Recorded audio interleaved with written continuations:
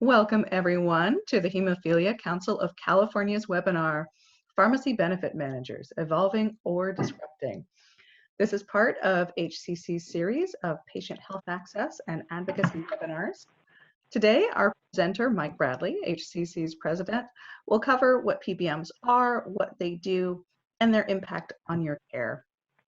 I'd also like to thank Takeda and Sanofi Genzyme for their support of our 2019 webinar series. All right, thanks, Robin.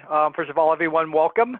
I know everyone has heard the term PBM, and it's still a mystery to some, and I guess some people actually fully understand what's going on. So my goal today is to give you a very high-level overview of the PBM market, whether or not it's considered evolving or disrupting, and that'll be pretty self-explanatory. Just really quick, a little bit about myself. I'm the current president of the board of directors for the Hemophilia Council of California. Before that, I spent 25 years with Baxter Healthcare, really focusing on advocacy, reimbursement, market access, and government affairs. Before that, I spent 10 years at what was then Children's Hospital Oakland, which is now UCSF Benioff Hospital. And I'm a lifelong Bay Area resident, and I'm very happy to be able to present this overview. All right, so let's talk about the potential impact on the bleeding disorders community. And factor is now on the PBM's radar screen, but my question is hemophilia. And I do some outside consulting, and I just had to interview some payers. And it was amazing to me is that from a hemophilia standpoint, the payers will say, especially on the medical benefit side, that they leave a lot of that up to the physicians or clinicians. But factor, because that's what they see hemophilia as, is just this high-cost drug.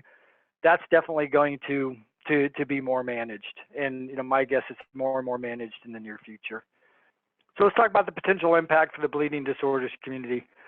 All right, so the insurers are moving patients from independent specialty pharmacies to PBM-affiliated specialty pharmacies. So go back to that one slide that I just showed you. They're all affiliated now. So is there going to be consolidation of what PBMs are available to you based on who your health insurance is? Factor's a high-cost therapy. I mean, it's been high cost. It's been high cost forever, right? It used to be that, yeah, factor's high cost, but it's so rare that any health insurer is going to say, you know what, I know this costs $200,000 to $250,000 a year for factor, but you know what, I only have 10, 20 patients or whatever. It's not worth it to me. It's not that high of expense. But now, remember what I said is there's probably 1,000 high-cost drugs now, right? And you hear every day a new drug come out. Gene therapies, millions of dollars, right? And now they got high-cost therapies for very prevalent diseases like arthritis. These insurers are going to have to figure out how they're going to pay for all this. So, factor, I believe, is going to continue to be on the radar screen. There's so many different factors now. There's so many recombinant factors, and you got the long-acting, and now you got non-factor therapies. It's amazing. These insurers are going to have to start focusing in on it. And if, as the next one, the factor is slowly transitioning to medical to the pharmacy benefit, all those management capabilities, right? Prior auth, fail first, generics, you can have a whole list of them. They're going to be able to start playing that on the factor side, which was, when it was on the medical side, it was just kind of just buried in there, but it's getting unburied. And I already brought up the insurer, the PBM mergers. We've seen that. All the big ones have already happened, 75% by the big three. That's absolutely amazing.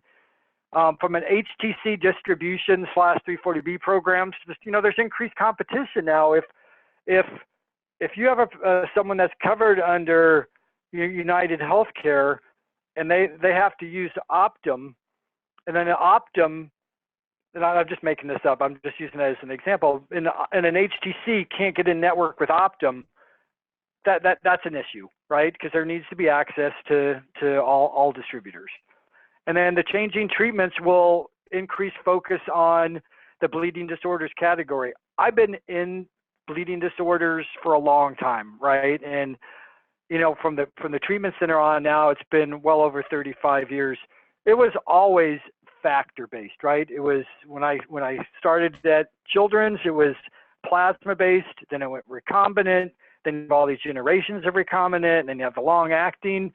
But over the last 2 or 3 years and then into the future, you got so many more companies involved in factor. You got non-factor therapies that are going to continue to evolve and be launched. And then now gene therapy, potentially, the first one maybe next year.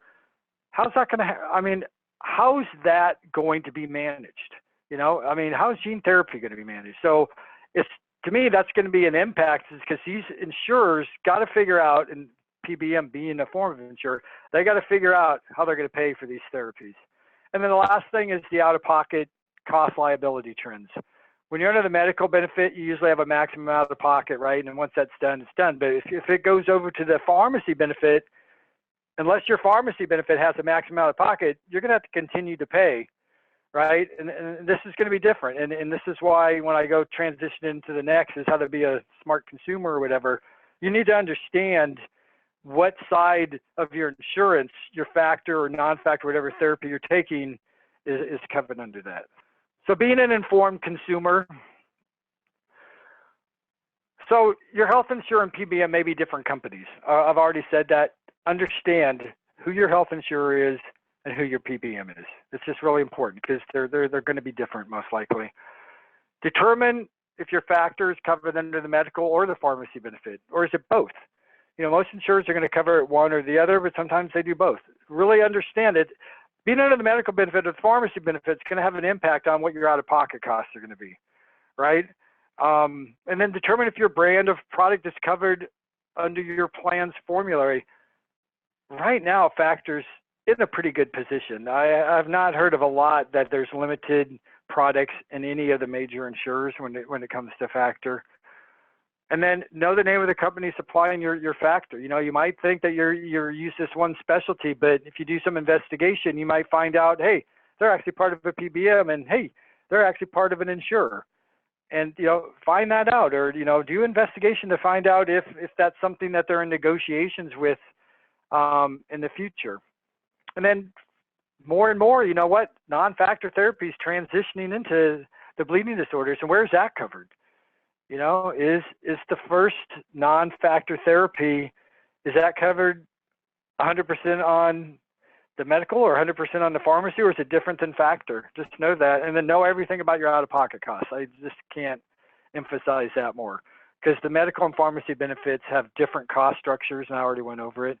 And then if you change health plans, determine which benefit your factor or non-factor therapies are going to be covered under, and make plans of the transition. Do your homework ahead of time. Work with your HTC, your specialty pharmacy, or social work, or whatever, just to understand. Just be smart when you're starting to transition, because the cost of therapy is expensive and the cost of insurance is expensive. And then once again, know who your PBM is if you're transitioning health plans. So these are your rights, right? So I pulled this out. I got someone I met with just gave me this really great insight of this website in California, and it's called the State of California Office of the Patient Advocate.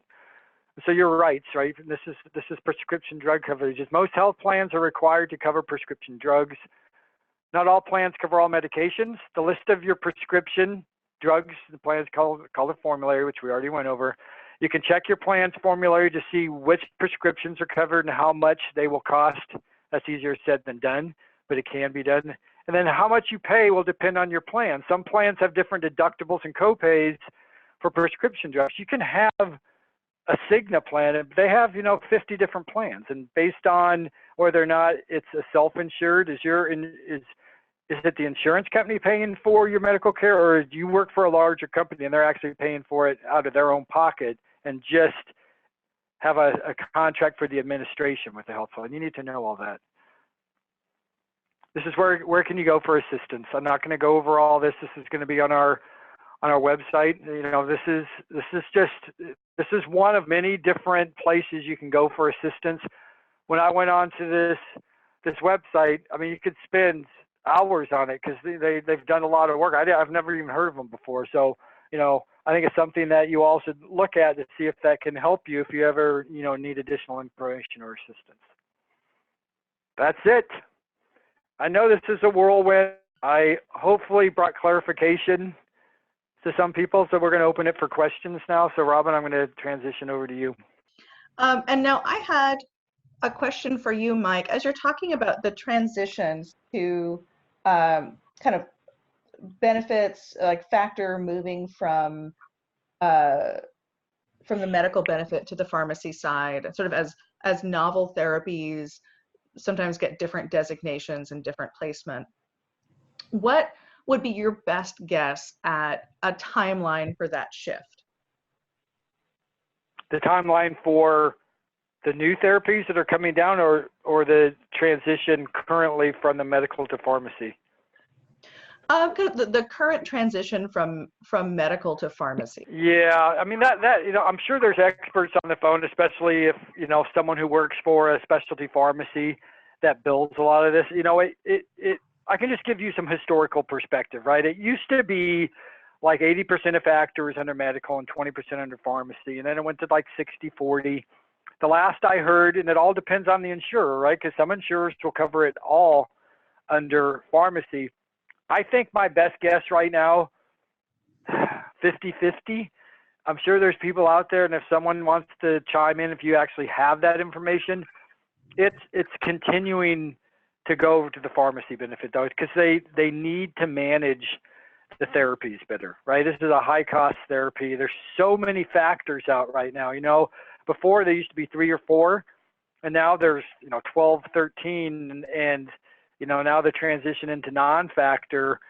I think a better question is, what side of the benefit is non-factor therapy going to be covered on, and then what side of the benefit is gene therapy, right? And gene therapy is going to be a tough one because that might be a one and done type thing, right? Is you're going to pay, I'm just making this up, let's say $1 million, $1.5 million to have gene therapy, but that's it. It's just like a one-time payment, and these insurers, that's not the way that they're used to paying for drugs. They're not. So, it might even be a hybrid benefit that might be, together. And that's another thing to bring up is, eventually, this is stuff I've read, there's not going to be medical and pharmacy. It's just going to be a benefit, and everything's going to be covered under just one. And because you saw the consolidation, right? You got these big insurers are now partnering with the PBM. So they got the medical data and they got the pharmacy data. Why have separate benefits when they can just do it all together? They just need the data to be able to figure out how to do it.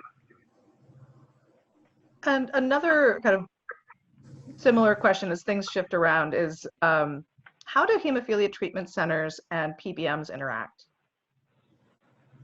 Yeah, you know what? That's an interesting question, because as I was putting this information together, I should have really reached out to an HTC, and then if there's someone on an HTC that can chime in here, it'd be much appreciated.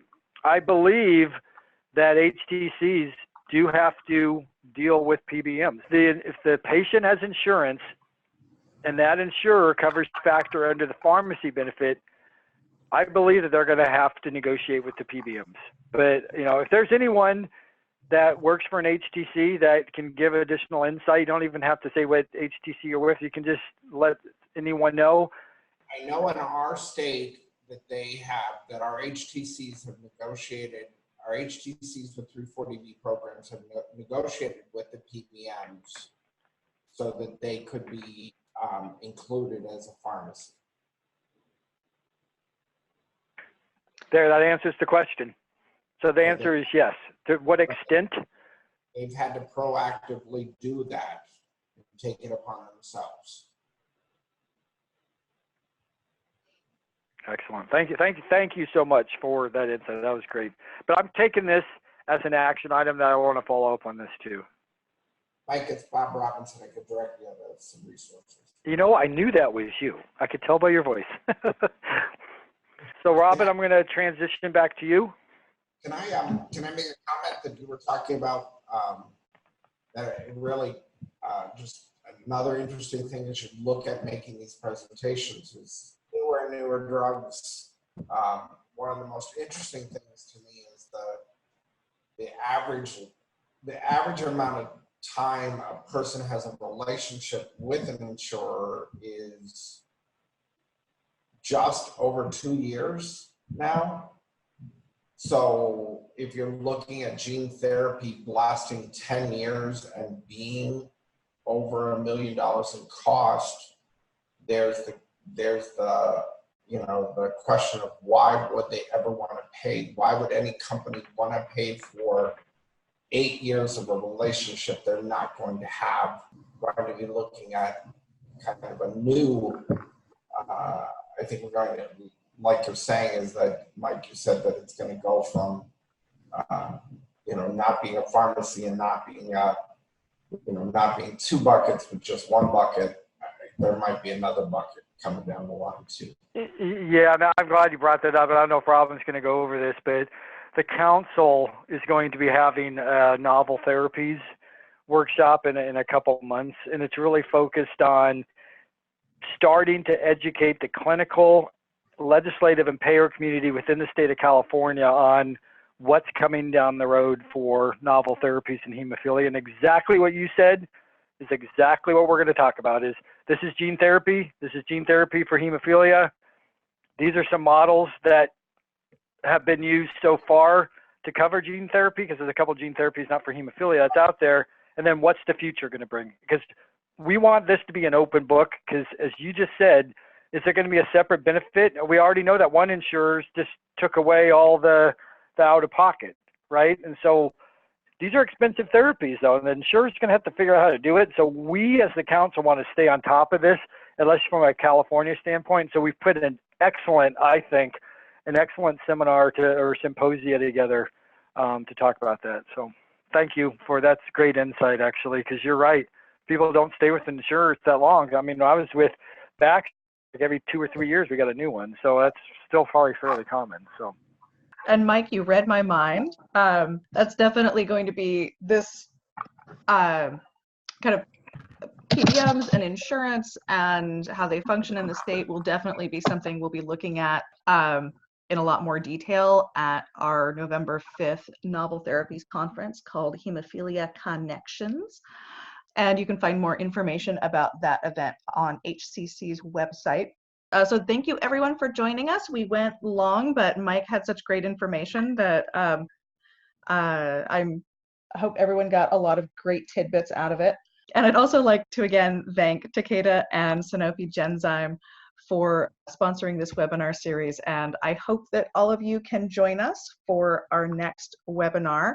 And you can find information on our upcoming webinars on HCC's website. We'll be opening up registration for our next 2 webinars. So I hope you can join us for those. Thank you very much.